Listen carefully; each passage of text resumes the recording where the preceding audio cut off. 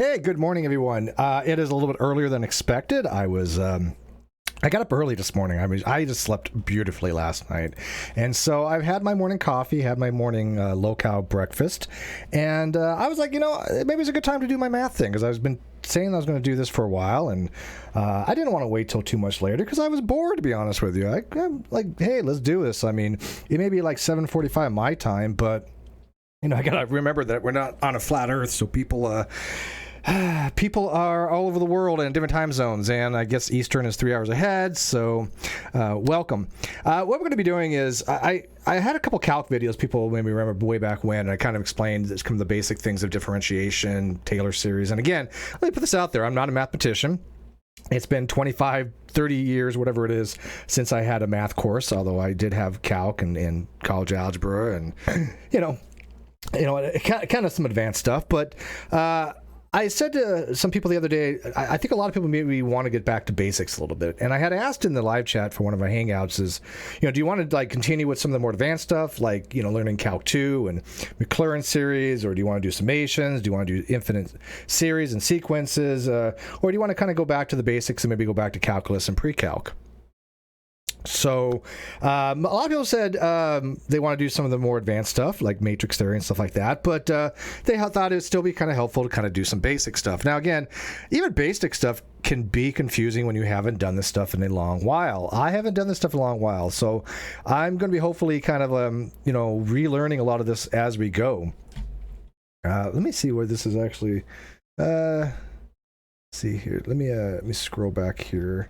I'm on the wrong problem. What we're going to be doing is, I found some problems online, some college algebra type problems.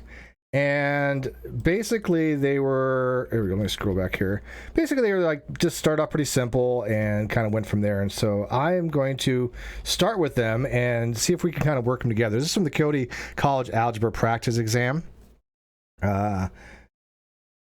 And as we do this, if the live chat wants to kind of help out a little bit, again, keep me kind of honest here mathematically, because again, it's been a while for me too, but hopefully we can go through this stuff, and those that have had this can help other people, and those who have had this will maybe learn something. So I will probably be pausing a little bit to kind of ask the live chat. I know we got a next nuke, Dapper Dino, in the live chat. Go check out his channel. He does young Earth creationism debunking, and he took a lot of math, so I know he knows this topic pretty well. And if you haven't had this topic, maybe this is a good introduction to it, and if you have had this topic, it's a good review. So either way, it's 10 questions. Shouldn't take very long, hopefully. I have worked through them myself. Hopefully I got them right. We'll check that at the end, but let's kind of dive into it. So the first question is asked on this college algebra practice exam is, which of the following equations have the same solution as 5x plus 8 equals x minus 9? Now, the way I'm going to do this, I've got multiple windows open here. I mean, it's just like a production here because I've got a lot of stuff going on. But I'm going to kind of go through this step by step rather than kind of explain it, because I think when people visually see each step, they learn things better, right? I mean, if I say, hey, look, do this, simplify this, you do that by combining terms, distributing this, doing that, and kind of show each step, I think it's a lot easier for people to try to understand algebra. So, for example, in this very first problem here, one of the first things that you should basically be doing is combining like terms, right? And combining like terms means that if you have an x, you can combine it with another x. 1x plus 1x equals 2x. The number in front of the variable is basically your coefficient, right? That's called your coefficient. What that means is your number that you're going to times your variable.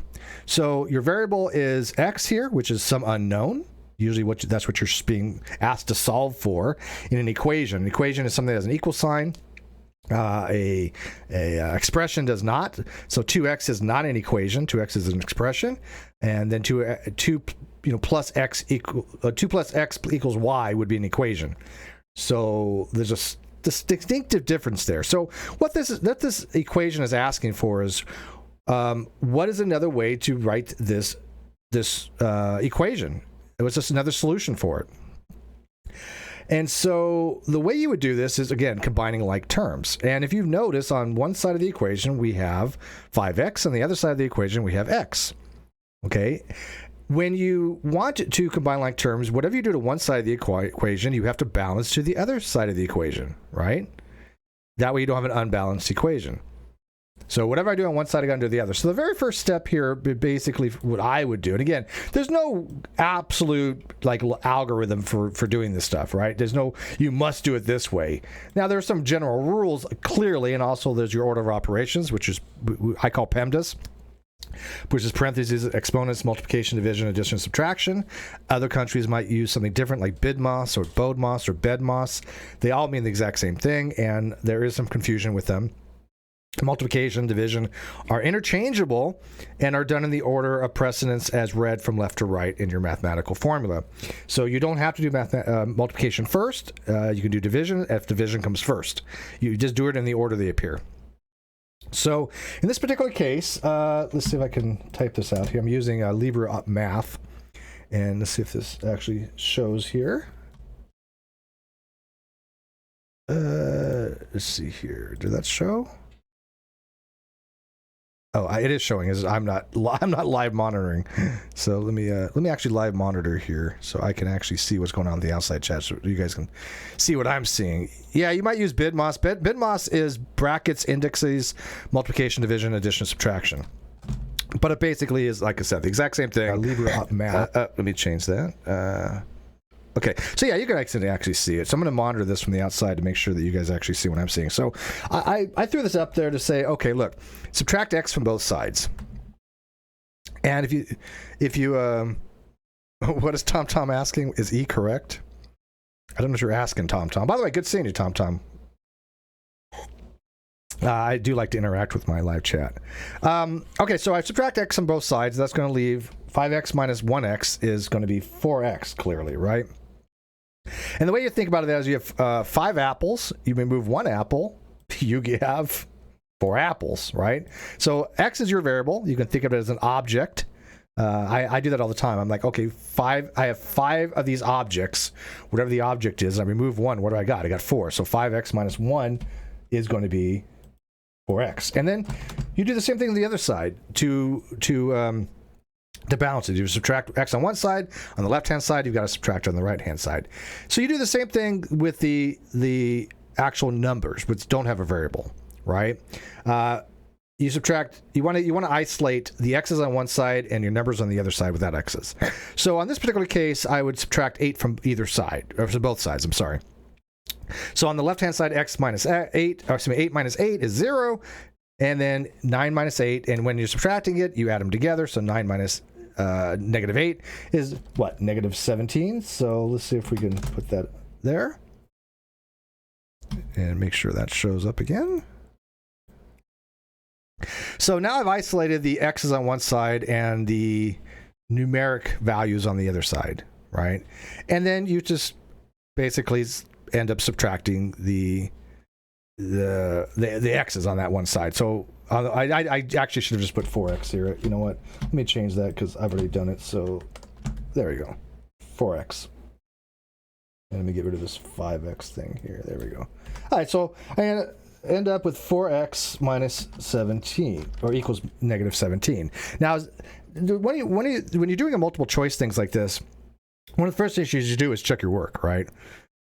You basically, if you're given 5 options and you have an option, or you don't have an option for the answer you got, you're probably wrong, right? You're probably incorrect on it.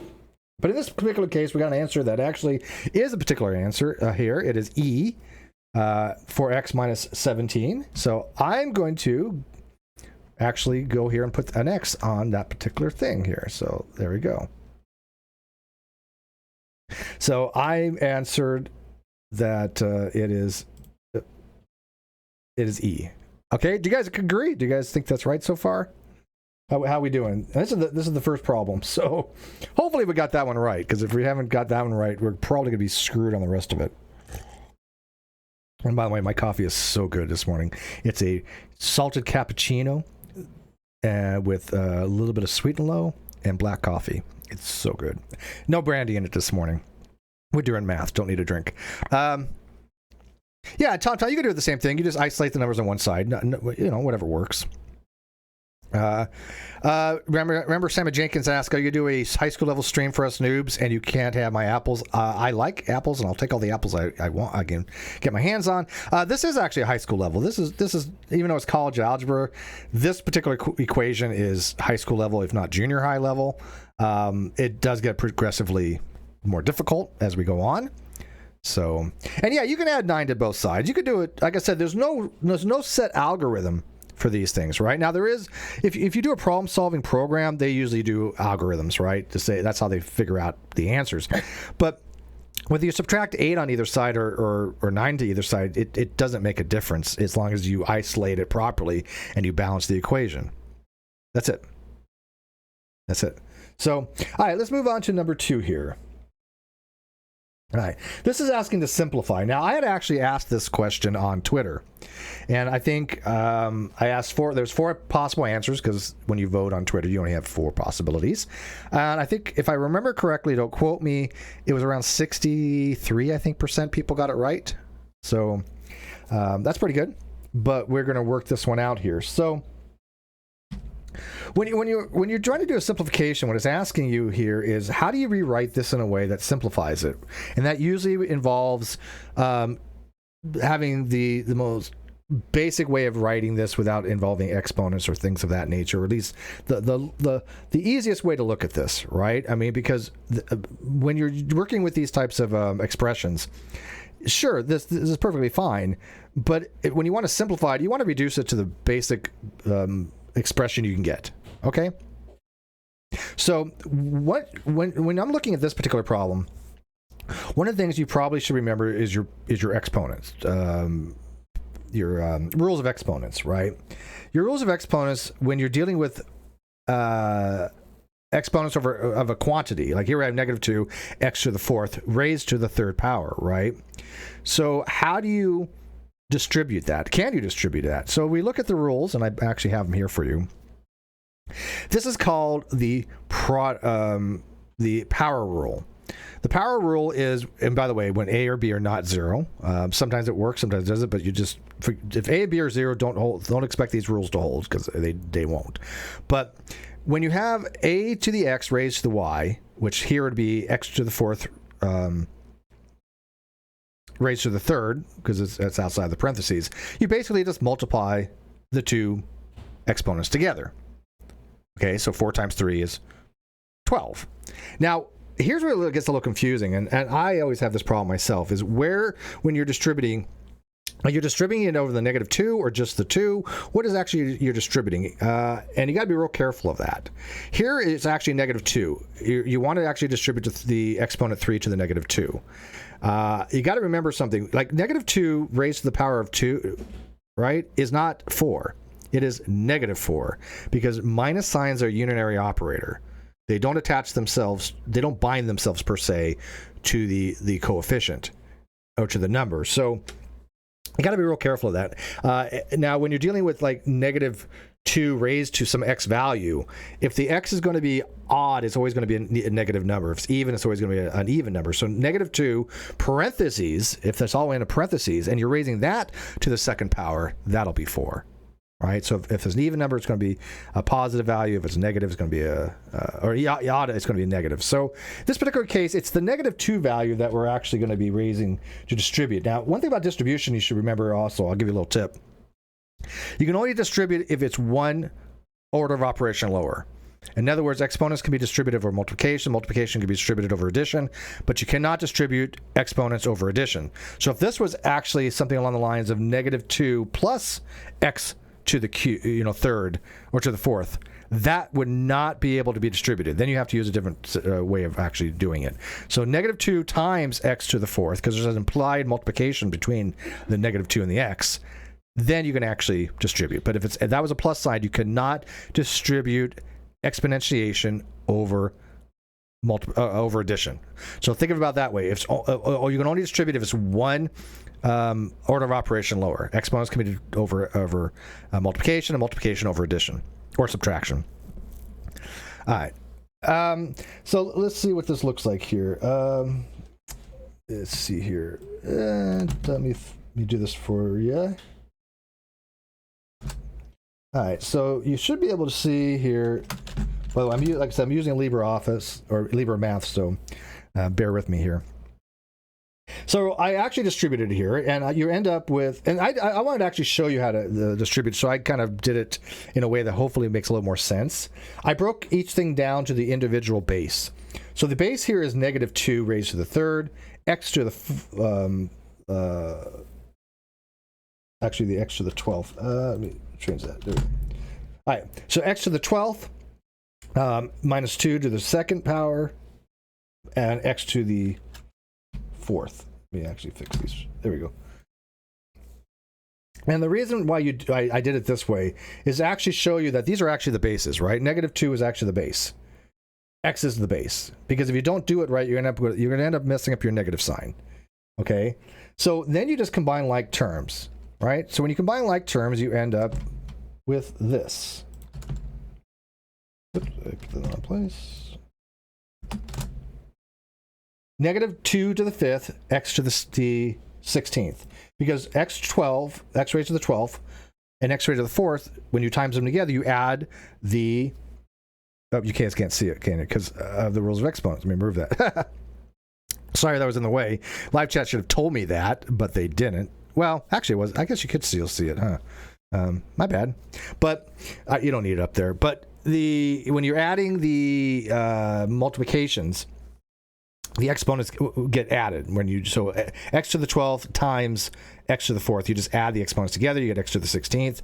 And here you have -2 raised to the 5th. And this is where it's critical that you remember that it's actually the base -2, right? Well, actually here, after this point, it really doesn't matter. This come out the exact same thing. -2 to the 5th is what? Let's see if you guys can figure this one out. What is -2 to the 5th? And by the way, here's very specific. It's not quantity -2 to the 5th anymore, okay? It is -2 raised to the 5th. Icarus is right. It is -32 raised to the 16th power. Nope, I keep putting them in the wrong place.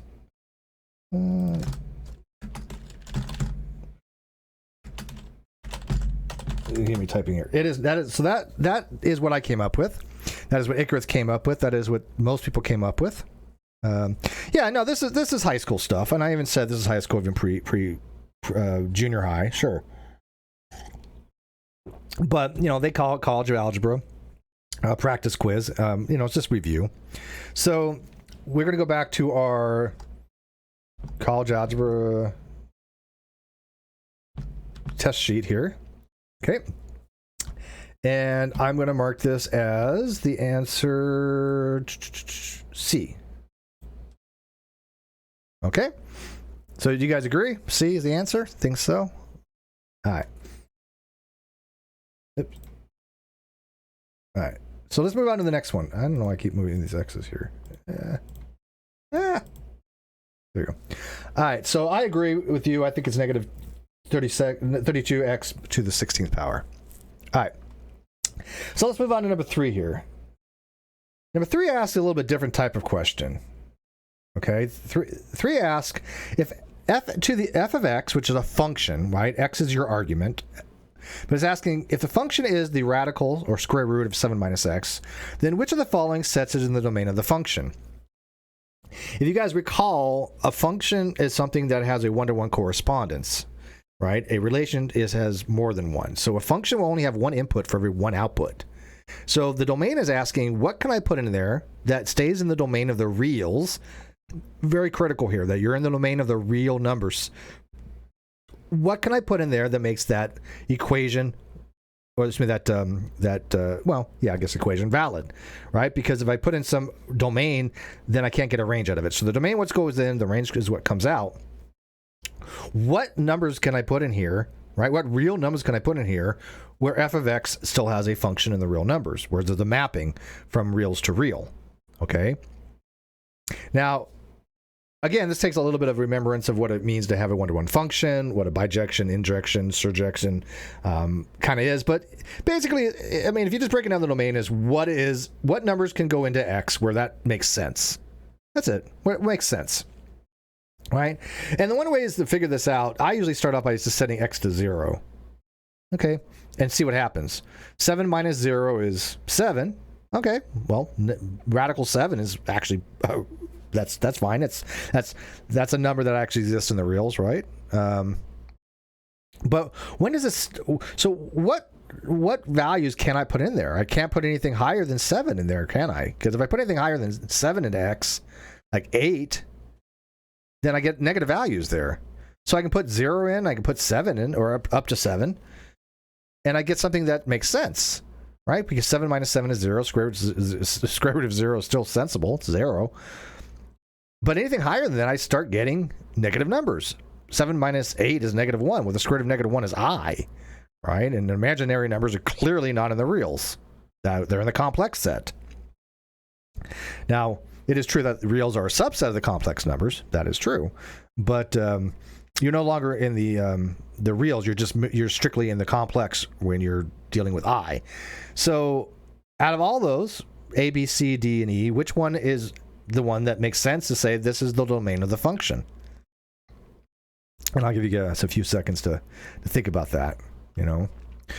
And you could also do it by process of elimination too. I mean, like, okay, well, A makes sense, right? Because you could if you're equal to 7 or less than 7, right, which is in basically the range of 0 to 7, you're good to go. B says x does not equal 7. Well, that's clearly not the case because you could put 7 in there and it's still in the domain. X is greater than or equal to 0. Well, that's not necessarily true because 8 is greater than 0, and we already established that doesn't work. D equals 0 does not equal 0, where we already established that doesn't work because 0 clearly is in the domain, and x is greater or equal to 7. Well, again, that clearly doesn't work because 8 is greater than 7, and 8 is not in the domain here. So for process of elimination, B, C, D, and E, none of them work, which only leaves one particular thing left, and that would be A. So what do you guys think there? And let's see here. Do you guys agree? And let me throw this up for my answer. Just give me 1 second. All right, so that is my answer, and I'm going to go back to the test thing here, or the practice thing, and I'm going to say it's A. Do you guys agree? Dapper says his stream has been rescheduled to noon Pacific time, 3 p.m. Eastern, so make sure you watch that. Oh, this coffee's so good. All right, so let's move on to the next one. If you're on the same page. I mean, again, the live chat takes a while to catch up, but hopefully we're on the same page. All right, so number 4. One of the factors of 3x squared plus 8x minus 35 is. Now, this is called a polynomial. Okay, a polynomial, second degree or second order, x squared. Now, when you start getting into orders, what that means is confusing. I'm not going to get into that right now, what a 5th degree equation is. It's not necessarily x to the 5th, but it depends on what exponents you're using. But this is what it's asking is how to factor this. And factorization is basically taking, in this particular case, you're taking what you need to multiply by something else in order to get this polynomial, right? So I'm going to kind of step through this and kind of show you how to do it. Hopefully get it right. Let me move some stuff around here. Which one is this one? This one is 5. Oh, you know what? I got to scroll down some more so you guys can actually see it. There we go. Oh, wait, no. Yeah. No, which one are we on? We're on 4. Sorry, we're on 4, not 5. Can you guys see that one? All right. Now we're on 4, so let me find 4 here. All right, so is that the right one? 3x squared. Oh yeah, it is. Okay.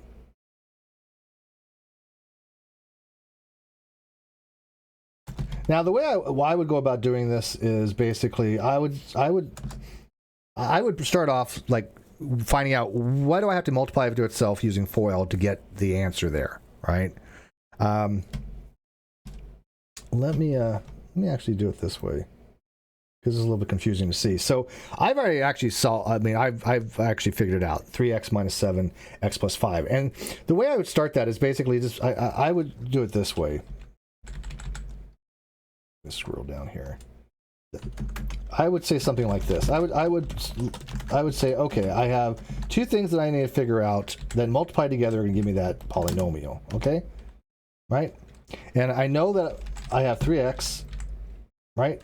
And I know there's going to be an x, because those, when you do FOIL, first out, inner, last, right? That 3x times x has to equal 3x squared, right? So I know that's the start. And I also know that the last number in here, the 35, is a negative number, okay? So I know that it cannot be two positive numbers there. They have to be at least one negative. So I'm going to put a negative sign here. Now, by the way, this could be reversed, so be careful. But I'm just assuming here a little bit. And then you break down 35. So what are the factors of 35, right? Well, 7 and 5 are factors of 35. And if I times negative 7 times 5, I get negative 35. That actually works, right? And if I start adding them together, well, if I start factoring them out, I end up at 7x and, what is it? Wait, 7x, let's see here, 3x. Yeah, 7 minus 7x and then x. And is that right? Yeah, let me do the FOIL here. You know what? Let me just FOIL this out and see if I did this right. Because 7 here and 5 will give me a FOIL of 3x squared. First, outer, inner, last. So 3x times x is x squared. 3x is times 5 is 15x minus 7x minus 35. Combine like terms, you have 3x squared minus plus 8x minus 35. And is that the original one we got? To check your work? Oh, you don't see it anymore? Let me scroll. There you go. So that actually seems to work, right? Because when you do the FOIL, first, outer, inner, last, you just basically take, hopefully you can see my mouse here. I don't know if you can, but if you can, you take the first value times it by the first value in the next parentheses, then you do it to the second, then you do it the innermost 7, and then you times it by the first on the second parentheses, and then the outer. Okay, like I said, I don't know if you can actually see the mouse there, but basically you'd say 3x times x, then you would add 3x times 5, which is 15x, and then you do the inner product, which is minus 7 times x, and then minus 5. 7 times 5, which is 35. So this actually seems to work to me. So these two factors, these 3x minus 7, x minus, or x plus 5, let's see if those are actually solutions here. So one of the factors, 3x, let's see, 3x minus 7, that actually works. 3x plus 7 does not work. X minus 35 does not work. 3x plus 5 does not work. And x minus 5 does not work because the other factor is x plus 5. So the only one I could see here is A. Agreed? All right, so that seems to be the case. Yeah, I get A too. So, but again, when you do the factorization, right, you want to see what numbers factor for x, or that come out of basically your 35, right? 5. Yes, when you times it together, negative 7 times 5 is negative 35. But does that work to get you your x value, right, for your inner products? And it does, because you end up with 15x minus 7x, which is clearly 8x. Okay, so moving on to the next one. One solution of 3x squared plus 7x minus 6 equals 0. All right, so let's see if we can figure this one out. Now, what is basically asking here is the same kind of thing, the factor, right? So let me put it on here. One solution. All right, so when you're factoring here, you know there's a 3x, and you know it's going to be plus or minus. I'm going to say it's plus here. Oops. And then here you have,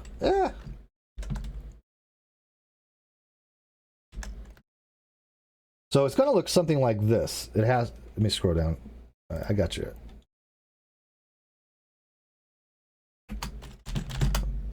I'm trying to scroll down for you guys. One sec.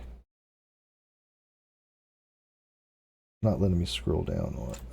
Oh, you have to put in numbers for it to scroll down. That's the problem with this. Okay. Oh, so it won't work. That's one thing I don't like about this program. It gives you a question mark and doesn't let you scroll. All right. But anyway, so I actually had to fill it in. But what you're looking for is, okay, what factors of 6 will get you -6? Well, 2 and -3 will get you -6. And when you add them together, do you get this inner product, right? So let's find out if this is actually the case. All right, so we're going to say FOIL. So let's FOIL this out. So 3x times x is 3x squared, right? Okay, that one's so far so good. And then 3x times negative 3 is -3x. Oh, sorry, I'm -9x. Then plus 2x plus or minus 6.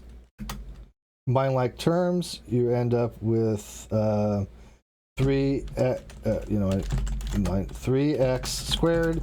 -9x plus 2x is -7x minus 6. Okay, and let's see if that was actually a choice here.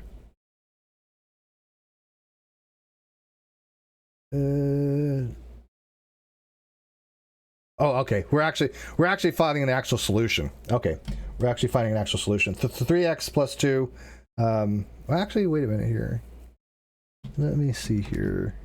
What is it asking for?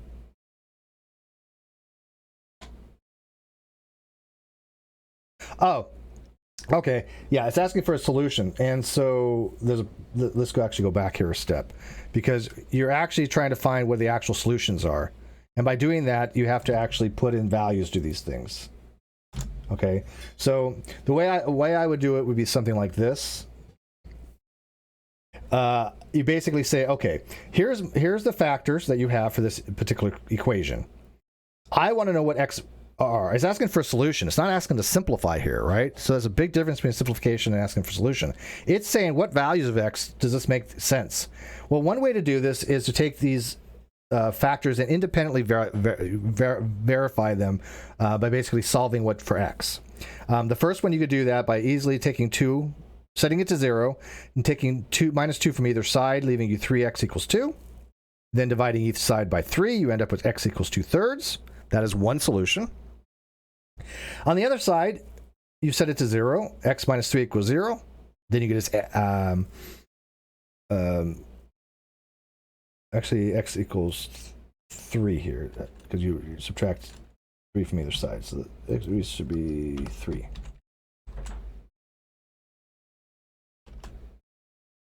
So 3 is the solution, and 2/3 is the solution. Either one of those would be correct. So let's see if those are actual choices for our solutions here. Actually, is it -3? Yeah, because it's only asking for one solution, because it can't be 3. Well, actually, yeah, x equals 3. So 2/3 and 3. I don't know. Did I make a boo-boo there? Because I think the answer is 2/3.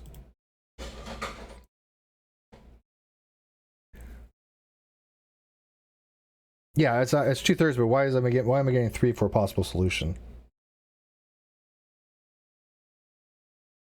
Did I make a boo-boo somewhere? Because it should actually be -3 as a solution. Well, what you could do is this. Whenever you get confused or you're not sure, you basically take your equation and you stick it into like Wolfram Alpha, and it actually will solve these things for you. So let's check it out real quick.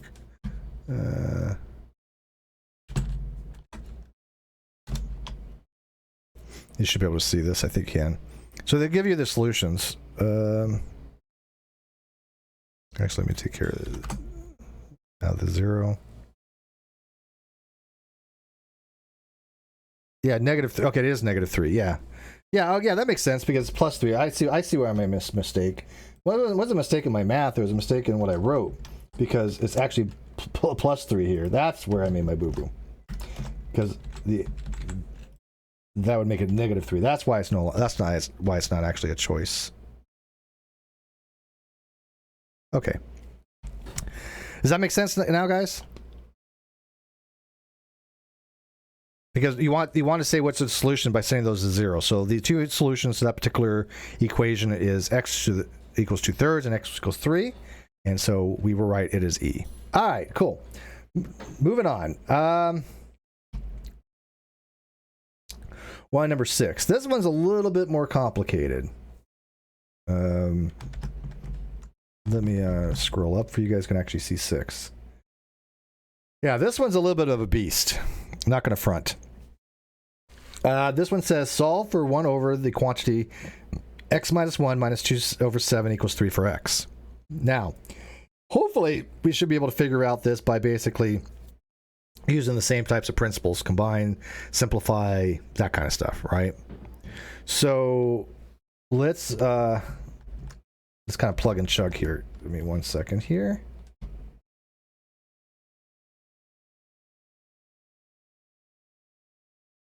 Let me scroll down here. All right, so let me try to put it in here as we're doing it. Let me make some room here. Okay, so the first thing we want to do is this.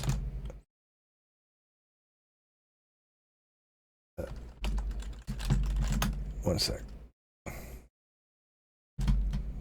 You guys, it takes a second to show up here. All right, so what we want to do is we want to find combined last. This is not grade 7. It kind of is, but sort of. It depends on, like I said, I took algebra in like 8th grade. But what we want to do is we want to find the lowest common denominator. Okay, so I write things with a horizontal bar. If you notice the fraction 2/7, right? There, you can write it like that. That's called a slash, or what's known as a solidus. I, however, use what's called a vinculum or horizontal bar, like 2/7. And I think the reason I do it that way is because it's easier really to see what your denominator is. Okay? You can do it either way, but I do change things to horizontal bars. I think they're a lot easier to use, and it's perfectly acceptable to do so. So if you don't like the way it's originally written, which is the solidus, if you look in the original question, let me scroll down actually so you can see the original question. Hopefully it's showing up here. Is it showing up? Is the original question showing up? So it looks like it's on the other one, but okay. Hopefully it'll update. But you can see it at least down below, right? Where we're at. All right, so we want to find what the common denominator is. And the common denominator here, and you can kind of just do this in your head, is going to be 7 quantity x minus 1, right? Right. So you want to say, okay, how do I get both of them to have that quantity? Well, the first thing you can do on the first side is you have to times this quantity by 7, right? But whatever you do the denominator, you got to do the numerator as well. So you have to put it as 7/7. What is 7/7? 1. So what you're doing is you just put times it by 1. So I end up with 7/7. So 7 times 1 is 7. And on the second expression, I'm going to times that by x minus 1. So I end up with x minus 1 over x minus 1. This again is 1. So 2/7/7 times 1. Right? Again, that's the best way to look at it, is that you're just making something times 1, because x minus 1 over x minus 1 is 1. I mean, you could actually physically cancel these out and you're back to 2/7 again, right? So now I have like terms. I have like denominators here. And I can actually add them together this way, right? Because you can't add things with different denominators. You know, 3 over apple is not the same as 4 over orange. You can't combine those types of things. You want to combine like denominators. So once you combine like denominators, you can add the numerators, right? So combine all them. So I'd have to, now I can say it's 7 minus 2x minus 2 over one common denominator, which is 7 parentheses x minus 1. This then gives me, oh, you by the way, you could just simplify this. So 7 minus 2, by the way, I usually write the variables first. I usually write them in an order of exponentiation. So if you got a variable, that's going to go first, and rather just a number. It's just a convention. You don't have to do it that way, but I tell you it's a lot easier if you do. So minus 2x, and then 7 minus negative 2 is going to be plus 9. Now, again, you can write this as 9 minus 2x, same thing, but I do tend to put the exponents first. So if I had an x squared here, that would be the highest, and that would go first. So now I end up with negative 2x plus 9 over 7 quantity x minus 1 minus 3, right? And let's see if we can go a little further here.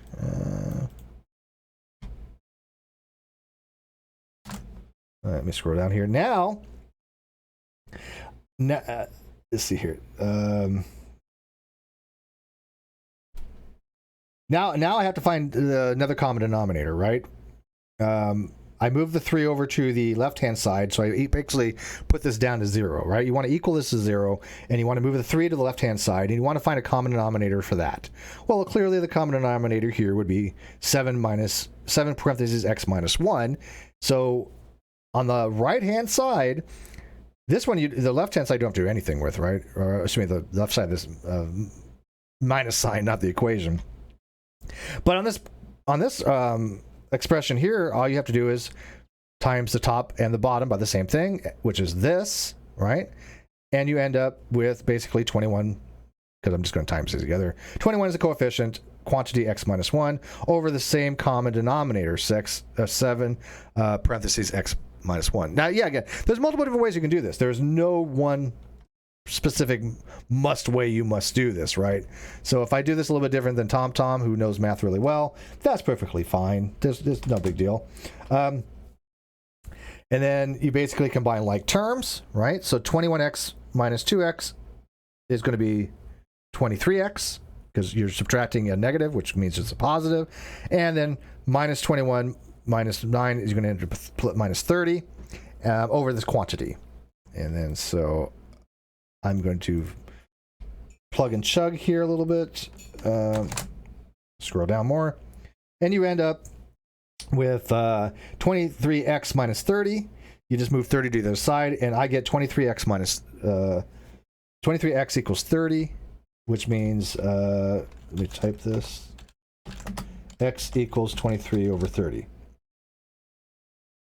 Oh, sorry, I'm 30 over 23, I'm sorry. Yeah. Is that what you get, Tom? Yeah, by the way, I mean, yeah, you could easily Google this stuff, and you can, like, you know, go to Wolfram, Alfram, and stuff like that. But, and by the way, God, if we would have had Wolfram, Alfram as kids, we would have dominated the world. We would have just, man, I couldn't even imagine what it would have been like, because we didn't have those kind of tools. And so they're great to checking things, but make sure you understand the concepts. If not, it's not going to do you very good. It's a tool like anything else, because when you take the test, you don't have Wolfram, Alfram. So let's scroll down. I get E as an answer. You guys see E is correct? All right. Yeah, that's one of the little more difficult ones, right? Not extremely hard. Again, you're just going by concepts. In this particular concepts, you're just going to find the least common denominator and simplifying, right? All right, so let's go to the next one here. Number 7, expand and simplify the quantity 3x minus 6x squared. And this is what I said at the very beginning. You definitely don't want to do this incorrectly. You don't want to distribute that exponent over that negative sign. Why? Because it's 2 orders of operations higher, not 1. So you definitely can't just say, oh, look, I'm going to expand this. Oops, my keyboard. Sorry, my keyboard keeps messing up on me. All right, so let me just make some room here. Yeah. All right, so what you want to do with this is you're basically saying, I want to expand this by multiplying that quantity by itself, okay? Now, when you're dealing with a binomial, that's not that hard. when you're dealing with trinomials, it gets a little more difficult. And when you're dealing with long, really like the fourth, fifth quadratic, or was it quartic and stuff like that, it's going to be a lot more complicated. You start getting what's called Pascal's triangle and other stuff to figure it out. But a binomial like this is pretty simple. You just want to do FOIL here. Okay, so FOIL is going to give you that.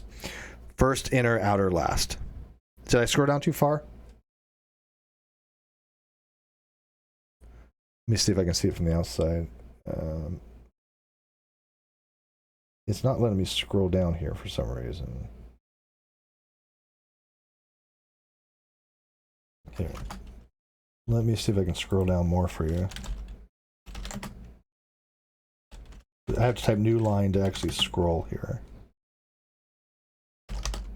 New line gives you a new line. Can you guys actually see that now? Yeah. All right. So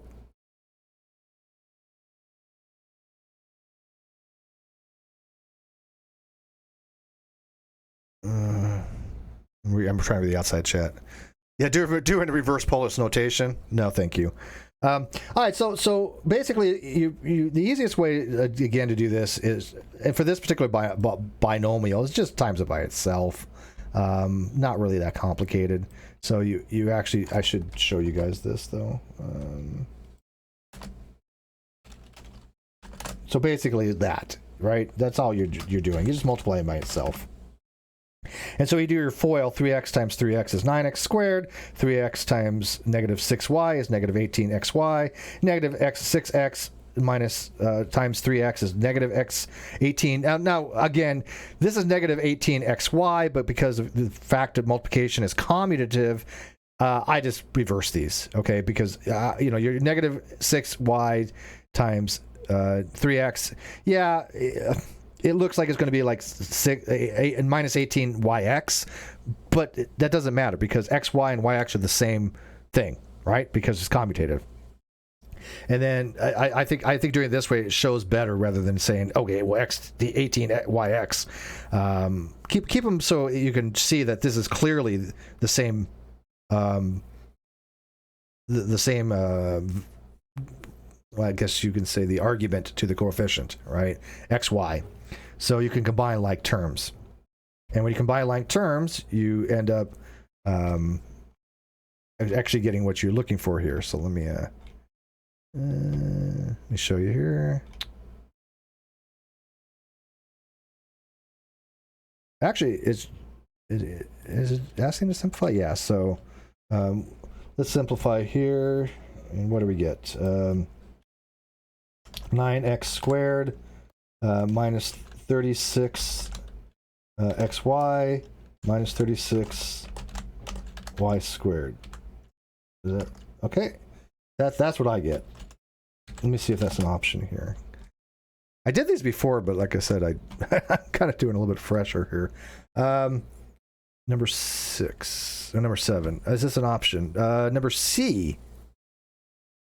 Yes, number C. Nope, not number C. Number A. Oh, you're getting C. You're getting plus.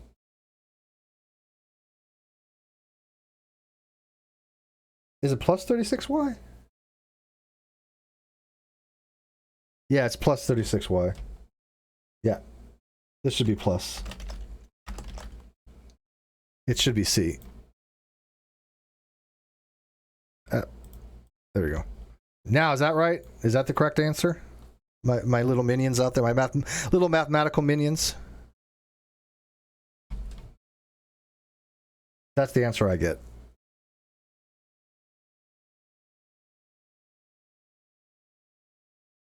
Right, because it makes sense because negative 6y times negative 6y will give you a positive number, right? Two negatives will equal positive. So, what do you guys think? Is Tom is 6? Is C correct here? All right, we're going to move on to 8 here because I'm going to assume that's correct. I did validate these, but I have them on my separate sheet. I'll bring it up afterwards. Intrigued line, is it correct?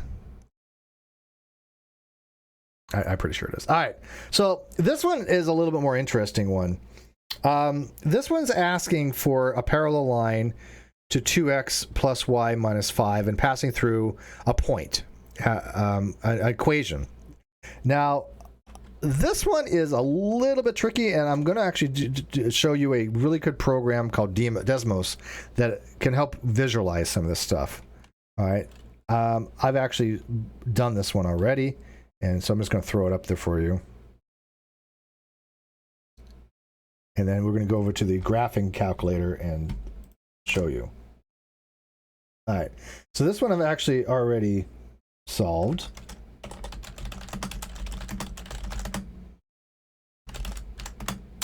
Hopefully you can see it. Okay. Is that big enough for you guys? Can you actually see this? Hopefully it is. My first line of 7 is wrong. Yeah, you're right. I gotta fix that. You know, this is one thing I do like about math. Math is objective, right? So if you get something wrong, you just go back and fix it. People can actually say, oh, hey, look, this is objectively wrong. All right, I fixed it for you, feline. Now that should be correct. Because again, 2 negatives is a positive. All right, so let's go down to 8 here. So let me see if I can bring this up here. I'm going to lose my chat here for a second, so bear with me. But this is a graphing calculator called Desmos. It really is really amazing. So what you could do is, to give you a visual, what you're looking for here, what it's asking for, it says, okay, 2x plus y equals 5. Okay, that's the linear equation. That is the line that it forms. And it's asking, where is another line that's parallel to that intersects on the point 5, 4? Well, here's 5, then go up 4. So it's looking for a point right here. Okay? It says, what parallel line will intersect this point? So you're looking at it for a line that could have come down this way. Okay? Come down this way and intersect at that point that's parallel to this. Make sense? All right. So, again, it really helps to have graphing tools like this. This is why, in college, we had to use a TI, like, I don't know what it was, TI 35, TI something graphing calculators. And there's a reason for it, because it really helps to visualize some of this stuff.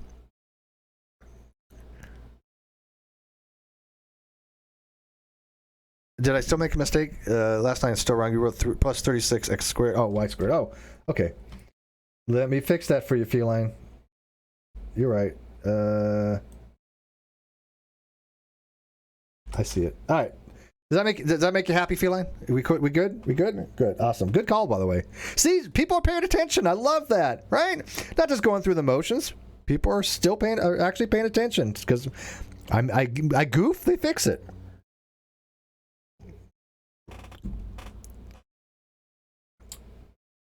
And by the way, just show you that I fixed it. There you go. Last line is 7. How is it still wrong? 9x squared minus 36xy plus 36y. Is that not correct?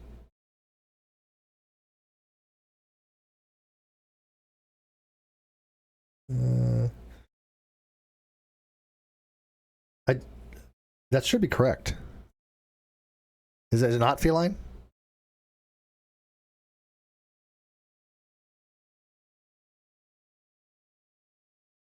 Yeah, change it. 36y squared.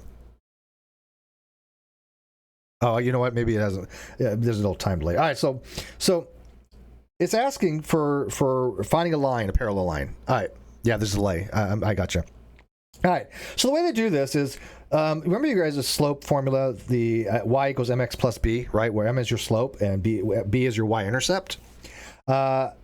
You basically have this equation already given to you, 2x plus 5, y equals 5. But I want to rearrange it in a way to make it look like the y-intercept formula.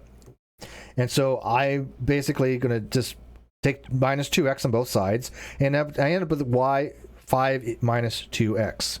But I wanted it in the formula, the right format. Again, not super critical, but since we have this format here of mx plus b, I want to show you that's what you're looking for. So minus 2x, again, I usually put the variables first anyways. So I end up with minus 2x plus 5. That is in the format for y equals mx plus b, where the slope is this coefficient for the x. It's m here, right? M is your slope. which is your rise over run, right? We'll get into some stuff with slopes if you guys want to do a thing on that. But if you guys remember, a slope is basically your rise over your run.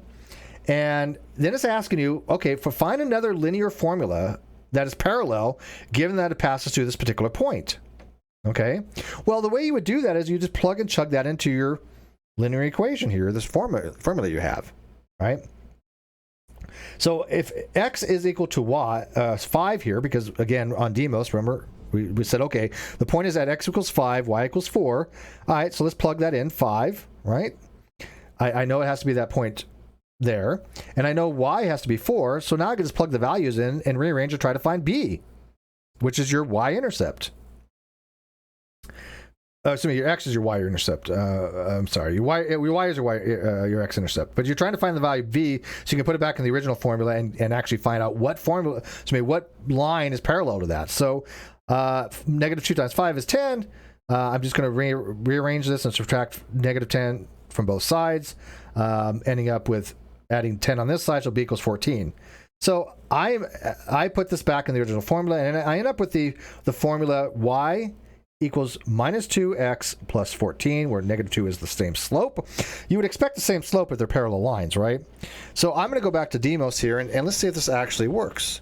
Let's see if this actually...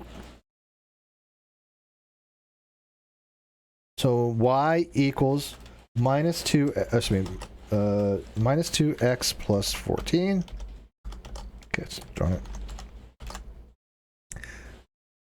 Okay, well, it looks good. I mean, this is a parallel line to this, right? They're clearly parallel. Does it intercept at 5, 4? Well, here's 5 and here's 4. Boom. There you go. I think we nailed it. So this formula, x equals minus 2x plus 14, would be the answer. And let's plug it in here. Let's mark that, and then I'll go back to live chat because I'm not looking at it real quick.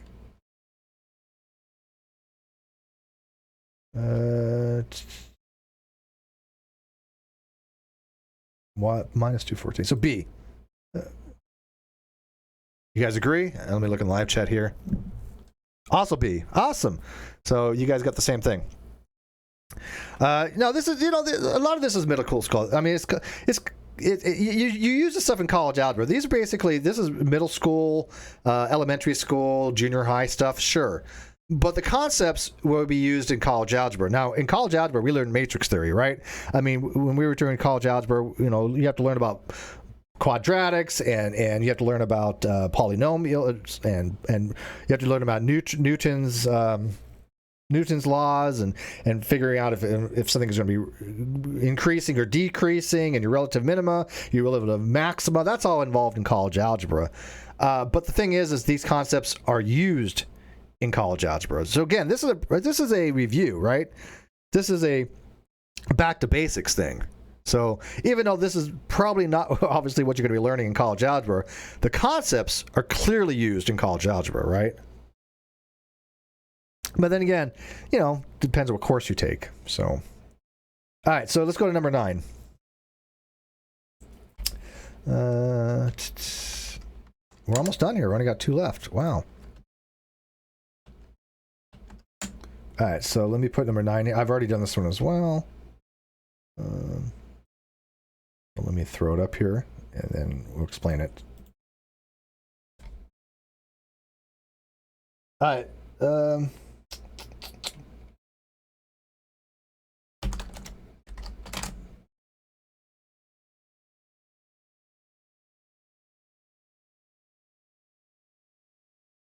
One sec. Oh, did I get that? No, I didn't forget. No, I didn't just put it. I just forgot to copy it over. So here we go.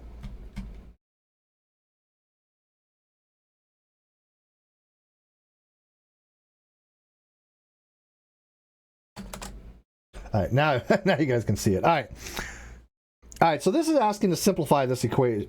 This expression here? This is not an equation. This is an expression.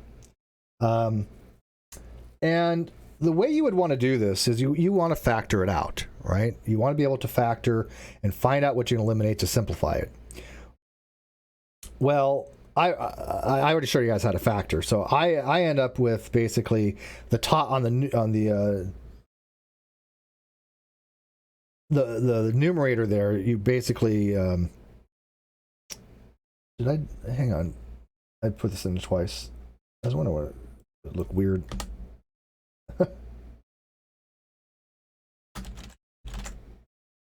No, that's not it. No, that's not it either.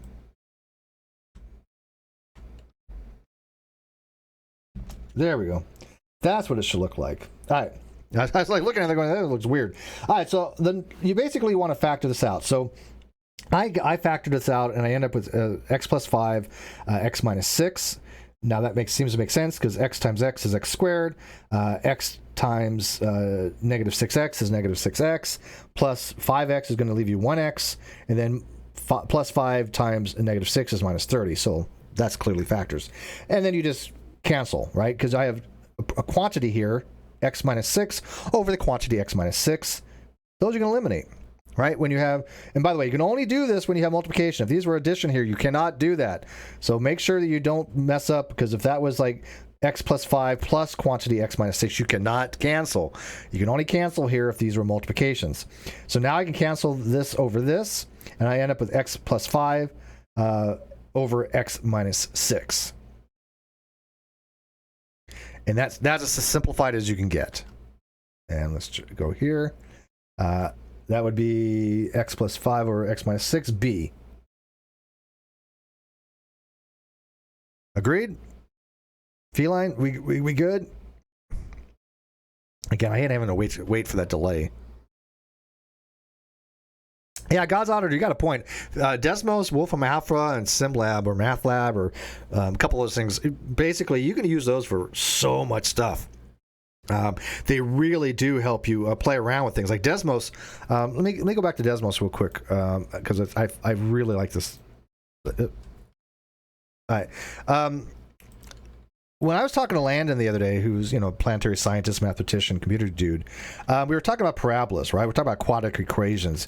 And we were talking about using certain programs like this to kind of show what happens when you move things around. And this is a perfect example of how to do that. Because when you have a quadratic equation, right, it's going to be in this form. This is the general form for quadratic equation. And as long as you have x squared, an x, and some value there, that's a quadratic form. But so is this. When you set everything to 0, that's a quadratic. Okay? And so you say, oh, look, well, how does things change when I start doing things? Let's say I want to add a coefficient to that, and I want to make it 2x times squared. Oh, look how it changes the parabola. Oh, that's interesting. Let's say I want to actually plus 5x. Oh, it offsets it that way, right? And you can actually go in here and find where it intercepts the x-axis. What happens when I add a value there? Oh, it does that. And so if I want to make it negative, what happens? Does it reverse? Does it? Yep. Oh, look at that. The parabola reverses. So these are fun little things to show you how these quadratics change and how these parabolas change based upon the values given to them. There's a huge rhyme and reason of what happens when you're dealing with the x and y intercepts, because a parabola here, like for example, always will have an x-intercept of some kind. It'll only have one x-intercept. It has to intercept the x somewhere. And so you can actually play around and find out where does it intercept the x? Oh, here it's on the y, on the 0. But here it intercepts it up here at 2, right? So changing this stuff around by changing these values will tell you where it's going to be the x-intercept, where it's going to be the roots, where it intercepts the x. That's what I find to be very fun to play around with. And somebody will probably inevitably ask, well, whenever your parabola is going from going from the right to the left and going around where it doesn't actually intercept the y, right? That's not a function, right? So when we're dealing with these things like parabolas, we're talking about functions. Functions always have a one-to-one correspondence, right? So if you had a function, like imagine a symbol like the set symbol, right? Which is basically a U on its side. That's a parabola, yes, but that's not a function because there's more than one answer for one input. So any function, any parabolic parabola function is going to have a x-intercept, or excuse me, a y-intercept. May not necessarily have an x, but it will have a y. All right, so let's move on to the next thing here. Number 10. Now this one's a pretty interesting problem. This one says the vertices of a triangle consist of 3 points. I may have to like make this larger here. One second.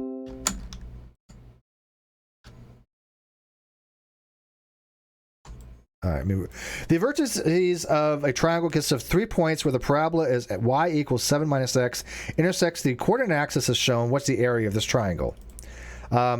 I actually did solve this one. I mean, I didn't cheat. I actually figured it out. I got it right. But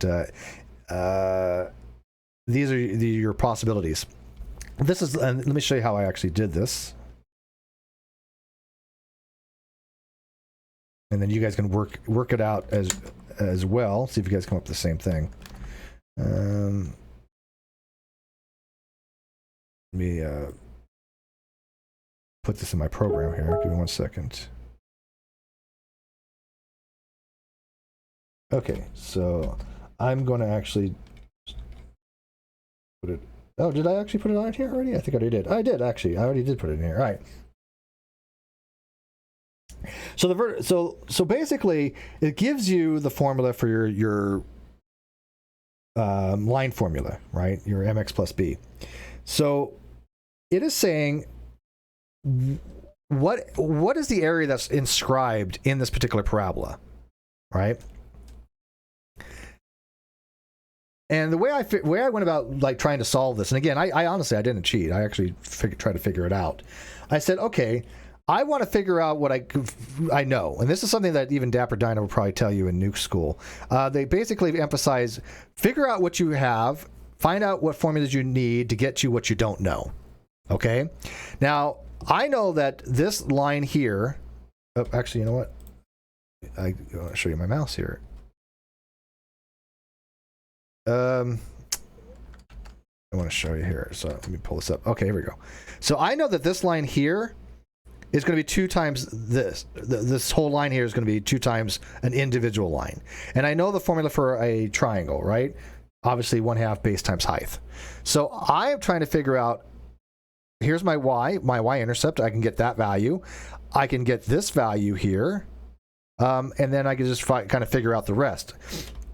And I did that by doing it this way. I said, okay, what happens when I set m equal to 0, right? That's going to give me my y-intercept, right? So if I set m to 0, I have no slope, right? I'm changing the slope to 0. That's going to eliminate this entire argument here, or excuse me, this entire expression here, leaving me just with y equals 7. So now I have some value that I can actually use as my height, right? Because the x-intercept is the height of the triangle.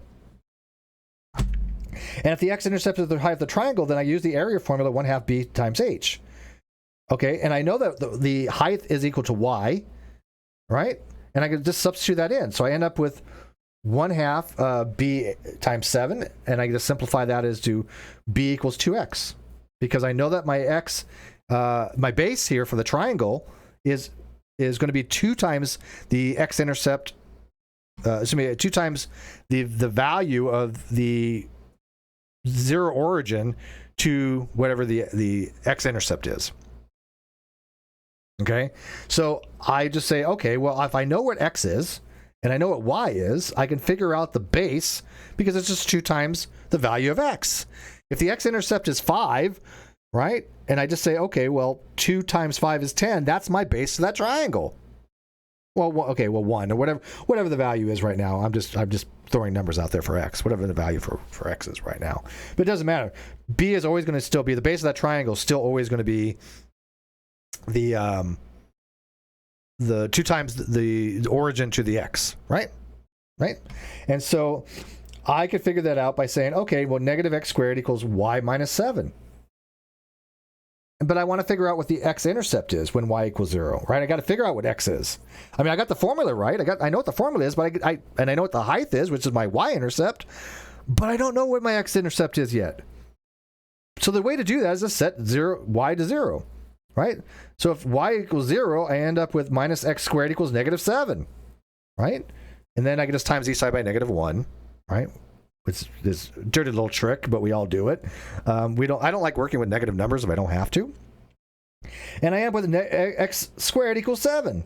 Then you just take the square root of both sides. I end up with x equals negative 7. That is my x value, right?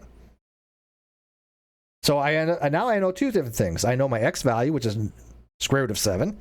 I know my y-intercept, which is 7. And so I can plug and chug into the area formula, 1/2 b times h. So 1/2 base, and the base again is 2 times the value that we got for x. So 2 times negative 7, or 2 times the square root of 7, times 7, which is your height, which is in this case the y-intercept. Let me scroll down a little bit more for you.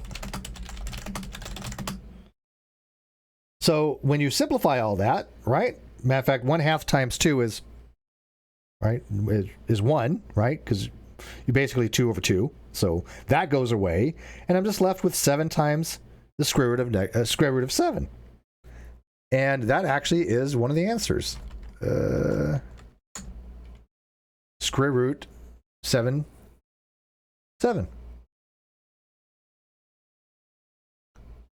Right? So that should be the correct answer. Now we're gonna check these here in a second. So let me scroll back here. I have the answers here. All right, so 1, E, yes. Yay. 2, C, correct. 3, A, correct. 4, A, correct. 5, E, correct. 6, E. Oh wait, no, you know what? D. I'm sorry. I got that right, but I marked the wrong one. That doesn't count. You guys didn't see that. You know nothing. Stop it. I did have 30 over 23 in my answer. I just marked the wrong one. By the way, if you mark the wrong one on the test, you still get it wrong. So yes, I technically got it wrong, even though I solved it correctly. All right. So D. Number 7, C. Number 8, B. Number 9, B. And number 10, D. Yay! So I'm gonna give myself 90% because I marked the wrong one, even though I technically got it right because we did. Yeah, no, it was 30 over 23. You guys saw it. I just messed up there. So.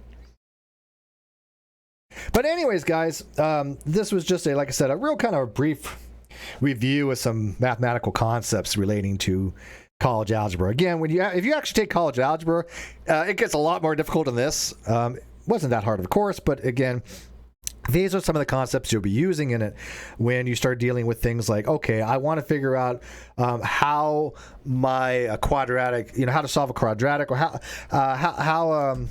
is my graph going to change when I do certain things. Like, for example, let me go back to my Desmos here real quick. Watch this. This is for a cubic. Oh, look at that. For a cubic function, x to the cube, it'll look like this. And matter of fact, if you guys will notice, anytime you have an odd number there, it'll always be like that. When you have an even number, it's not. But when you have an odd number, it is. Cool? So a cubic function will always be something like that, right? And then how you offset it by adding numbers. Okay, well, here it's going to be, intercept point is going to change where it intercepts the y-axis. This changes the degree of let's see, you can see it changing shape, right? So when you're working with these types of polynomials, when you're doing college algebra, you actually have to show it, kind of like using qualitative analysis, where you think it's going to be the relative maximum, where it's going to be the relative minimum, how the function is going to change over time. It gets a lot more complicated than this, but these are still the fundamental basics that you'll be using when you take college algebra. So, so let me know, like I said, what you guys think about learning some basic stuff. I know this is probably, really simplistic for a lot of people, but still, if you don't use this stuff, you kind of tend to forget it, right? But what would you like to see? I had a few people mention they want to do matrix. Maybe. I took linear equations, and matrix theory is hard. If you wanted to do something very simple, like how do you find a determinant, how to use Kramer's rule, I think that'd be just fine. All right, if you guys would be interested in that, I probably could do a hangout doing 2x2, 3x3 matrices, to show you guys how to define a determinant, how to multiply, these things to get solutions, to find the coefficients for your linear equations. But that's a little more advanced, I think. But what would you guys want to see? If you guys, I'm going to add this to my math videos, and if you guys look at my playlist for calculus and math, I have things going back a long time to Calc 1, Calc 2, and maybe Calc 3. God's Auditor thinks that Taylor series is more Calc 3. I'm not saying he's wrong. I think Taylor series are involved in Calc 2 and in Calc 3, but I explain Taylor series. I actually show you how to do basic differentiations. I haven't done one on integrals yet. I probably should, using just basic integration techniques. Matter of fact, Dapper Dino will tell you, you do learn a little bit about integral calculus in nuke school, because you have to take, for example, the area under a work function, like for example a Carnot cycle. When you have a Carnot cycle of an engine, the area underneath one of the phases actually will give you the work done by the system. So you have to understand integrations a little bit to understand nuclear stuff, and we did use it in nuke school. So but what would you guys like to see? By the way, God's Auditor, did you ever get a chance to watch my video on Taylor series? Because that's actually one of my favorites. I honestly think that I did a really good job on that. I don't toot my horn often on some of my videos, but that is one of my more favorite videos, because I think explained it much better than I've ever was explained to. So hopefully when people watch that video, they go, oh man, this makes a lot more sense than how I had to learn it, in college or, on my own. So, but tell me in the comment section what you guys want to see. Hopefully we can do a video on it. I'm going to do some more basic stuff, because again, a lot of people have never been exposed to this stuff, and so we take it for granted. Yeah, we didn't go very far into it in nuke school, basic integrations, but you do learn a little bit more in college, obviously. And I did take calculus in college. I did go to college after nuke school. I went to college for years after nuke school. I just didn't finish my degree, but I have enough credits for one. And by the way, no, nuke school is not equivalent to a PhD. Anybody who says I said that is a complete idiot. No one ever said that. It's worth about 48 to 60 college credits, which I've always said. Depending on where you go can go to Regents College, you can go to Phoenix. There's some other colleges that offer nuclear technologies degrees, and it's about halfway. But most of the stuff that you need for a bachelor's degree are general ed stuff. That's the funniest part. Nuke school gives you a lot of credits towards nuclear technologies degree. However, you have most of the stuff that you need is general education requirements. So I took like English 1A.